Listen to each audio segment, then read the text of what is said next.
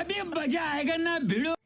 ಅವನು ಸೈನ್ಸ್ ಮಾಡಿದ್ರೆ ಹಂಗೆ ಆಕೈತಿ, ಸೈನ್ಸ್ ಮಾಡಿದ್ರೆ ಹಿಂಗೆ ಆಕೈತಿ, ಸೈನ್ಸ್ಗೆ ಅಷ್ಟು ಸ್ಕೋಪ್ ಐತಿ, ಸೈನ್ಸ್ಗೆ ಇಷ್ಟು ಸ್ಕೋಪ್ ಐತಿ. ಅವನವನ ಕೇಳಿ ಕೇಳಿ ಕೇಳಿ ಕೇಳಿ ಸಾಕಾಗಿ ಅವನವನು ತಿಂಡಿಗೆ ಎದ್ದು ಮಾಡಿದ್ರೆ ಸೈನ್ಸಾ ಮಾಡೋದು ಅಂತೇಳಿ 2 ವರ್ಷ ಸೈನ್ಸ್ ಮಾಡೇ ಬಿಟ್ಟು ನೋಡ್ರಿ. ಅವನವನು ಸೈನ್ಸ್ ಒಳಗಡೆ ಫಿಸಿಕ್ಸ್ ಕಲ್ಲು ತೂರಿ ನೀರಾಗ ಹೋಗಿದ್ರ ಆ ಕಲ್ಲು ನೀರಾಗ ಎಷ್ಟು ಸ್ಪೀಡ್ನಾಗ ಹೋಗ್ತೈತೆ ಅಂತ.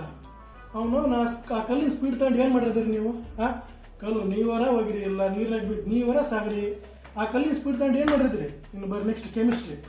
ಅವನು ಕೆಮಿಸ್ಟ್ರಿ ಸಬ್ಜೆಕ್ಟ್ ಒಳಗಡೆ ಏನು ABCD ಕಲ್ತ್ನೋ, ಏನು ಕೆಮಿಸ್ಟ್ರಿ ಸಬ್ಜೆಕ್ಟ್ ಕಲ್ತ್ನೋ, ನಾವು ಎಕ್ಸಾಮ್ ಮುಗಿಯೋದ್ರೊಳಗೆ CH ಬರ್ದು ಸಾಕಾಗ್ಬಿಟ್ಟು ನೋಡ್ರಿ ನಮ್ಗೆ. Next maths. ಈ ಮ್ಯಾಥ್ಸ್ ಒಳಗಡೆ ಇಂಟ್ರಿಗೇಷನ್ ಅಂತೇಳಿ ಒಂದು ಟಾಪಿಕ್ ಬರ್ತೈತ್ರಿ. ಈ ಟಾಪಿಕ್ ಅವನವನು ಹುಡ್ರ ಅರ್ಧ ಜೀವನನ ಹಾಳು ಮಾಡಿಬಿಡ್ತೈತ್ರಿ. ಅದು ಇದ್ರೊಳಗಡೆ ಹುಡ್ರಿಗೆ ಹೆತ್ಕೊಂಡು ಹೋಗ್ಬೇಕ್ರಿ, ಹಂಗಿರ್ತ ಆ ಟಾಪಿಕ್.